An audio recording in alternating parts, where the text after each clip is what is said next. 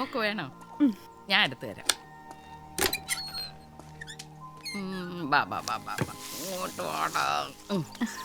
അയ്യോ, ഇതെന്തോ കയ്യേല്? എന്നാ പറ്റിയതാ? അല്ല, ഈ അടുക്കളയില് ജോലി ചെയ്തോണ്ടിരുന്നപ്പം ഇങ്ങനെ ആത്മഹത്യക്ക് ശ്രമിച്ചത്. അപ്പൊ എന്തോ ചെയ്യാനൊരു ധൈര്യം തോന്നി. ആത്മഹത്യ ചെയ്യാൻ ഒരു നിമിഷത്തെ ധൈര്യം മതി മോളെ. ജീവിതത്തിൽ എന്ത് സംഭവിച്ചാലും നേരിടുമെന്ന് തീരുമാനിക്കുന്നതിലാണ് ചങ്കൂറ്റം. വെറുതെ ഉപദേശിക്കാൻ ആർക്കും പറ്റും. ആ സിറ്റുവേഷനിൽ പെട്ടാലേ അറിയൂ അതിന്റെ വിഷമം. മായ,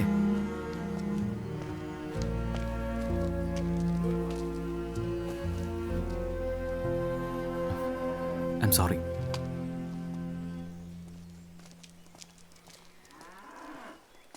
പണ്ട് ഞാനും ഒന്ന് ശ്രമിച്ചതാ.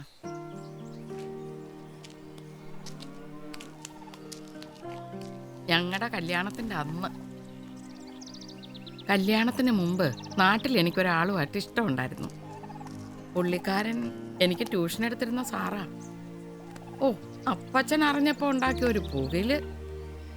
ആ പുള്ളിക്കാരന് നായരായിരുന്നു.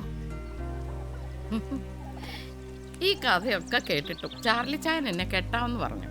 ആ സാറിനെ നാട്ടിൽ നിന്ന് തല്ലി ഓടിച്ചതിൻ്റെ പിറ്റേ ദിവസം ഞങ്ങളുടെ കല്യാണവും നടന്നു. പ്രേമനൈരാശ്യവും പോരാത്തതിന് അപ്പച്ചനോടുള്ള വാശിയും എല്ലാം കൂടെ ആദ്യ രാത്രി തന്നെ ആത്മഹത്യ ചെയ്യാൻ ഞാനങ്ങ് തീരുമാനിച്ചു. വിഷം കഴിക്കണോ തൂങ്ങിച്ചാവണോന്ന് ആലോചിച്ച് നിൽക്കുമ്പോഴാ ദാണ്ടെ ചാർലി ചായൻ അകത്തോട്ട് ഇഞ്ഞ് കയറി വരുന്നു. അയ്യോ, ഞാനങ്ങ് പേടിച്ച് വിറച്ചു പോയി കേട്ടോ. അത് ഞാൻ എൻ്റെ അടുത്ത് വന്നേച്ചും പറയുവാ, ത്രേസ്യക്കുട്ടി പേടിക്കണ്ട, ഇനി അങ്ങോട്ട് ഞാനുണ്ട്. 45 കൊല്ലമായി കളിയും ചിരിയും കണ്ണീരും വഴക്കും ഒക്കെ ഉണ്ടായി. എന്നാലും അത് ഞാൻ തന്ന വാക്ക് പാലിച്ചു. എന്നെ പൊന്നുപോലെയാ നോക്കുന്നത്. ചാർലി ചായനേക്കാൾ കൂടുതൽ ഒരാൾക്കും എന്നെ സ്നേഹിക്കാൻ പറ്റത്തേയില്ല. അന്ന് ഞാൻ ചെയ്യാൻ പോയ മണ്ടത്തരം ഓർക്കുമ്പോഴേ ഇപ്പോഴും എനിക്കങ്ങ് ചിരി വരും.